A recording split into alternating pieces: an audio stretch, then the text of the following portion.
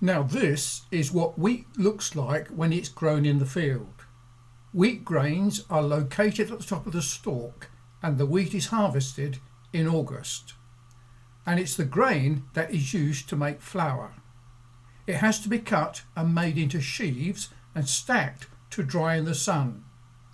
The wheat is then threshed either by hand or by the use of a tribulum sledge or animals to separate the grain from the husks. On the threshing floor, the wheat is separated from the chaff by winnowing forks and letting the wind or fan blow away the light husks from the wheat berry. It's been done like this for years. It was John the Baptist who warned the people to flee from the wrath to come, meaning the wrath or anger and vengeance of God, which burned like unquenchable fire and some 40 years later fell upon the apostate Jews in 70 AD when Jerusalem was destroyed and burned by the Romans. John also said there was one coming after him who was greater than he, and he would baptize with the Holy Ghost and fire, and he says, whose fan was in his hand, and he would thoroughly purge his floor, gather the wheat into the garner, but he would burn the chaff with unquenchable fire. Now, you can also have a garner, but this is a bit old-fashioned. A garner is a granary. A granary is a places where grain, where seeds, where wheat, rice, food, but seeds to make bread and things like that, is collected and stored until needed. Then the chaff, that which is left over and is of no use, is burned with unquenchable fire. Now, however, all of this is done by machines, but not in third world countries. However, take a look at this and see what you think.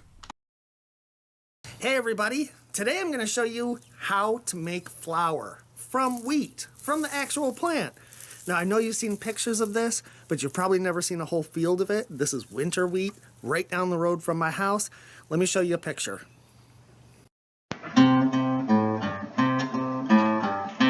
To get wheat flour, first you have to separate the wheat berry from all of this hull, and that's called threshing.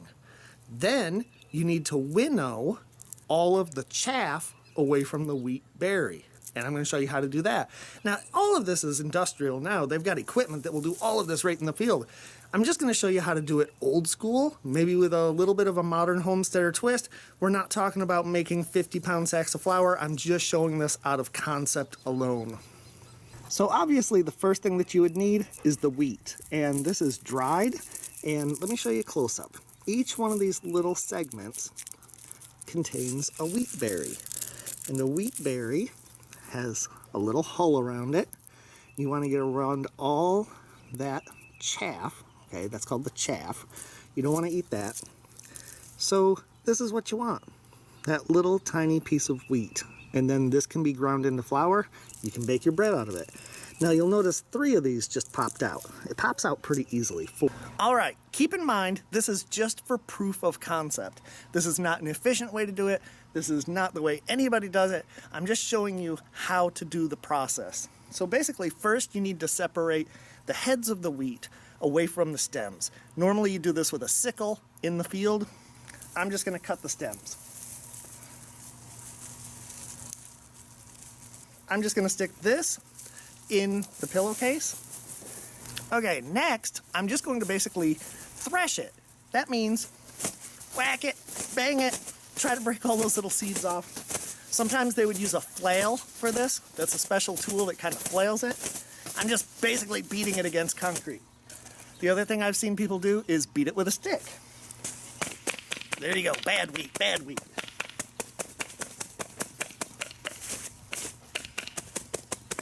You can crumple it with your hands, you can shimmy it and shake it. That's called threshing. Okay, now that I've threshed it, I'm just going to dump it out onto the screen.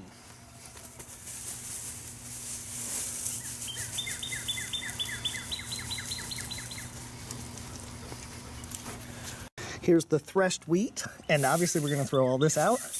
But look we've got all this grain hidden in with all the chaff. But how are you going to separate that? We're going to do it by winnowing. What is winnowing? Well, in its simplest form, you would drop the wheat and chaff, and the wind, if it's a windy day, would blow the chaff away, and the wheat berries, being heavier, would fall down onto the ground directly below. So since it's not very windy today, our chaff is not really separating that well. So I've got another idea. All right, let me show you my idea. I've got a fan, I've got a bucket to catch the wheat berries, and all the chaff's gonna fly that way when I turn this fan on. You ready?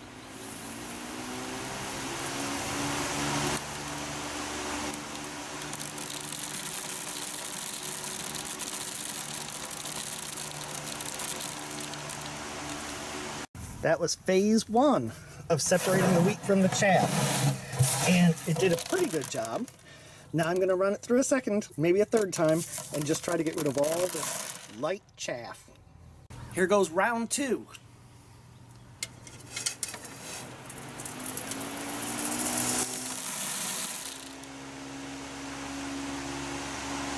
And this is what it looks like after the second exposure to wind. Now, I'll do this maybe one more time, but you get the idea. Here's the cleaned wheat berries, and now I'm gonna put them through an old-fashioned grinder. And these are 2 millstones, and the flour will come out here as I grind it.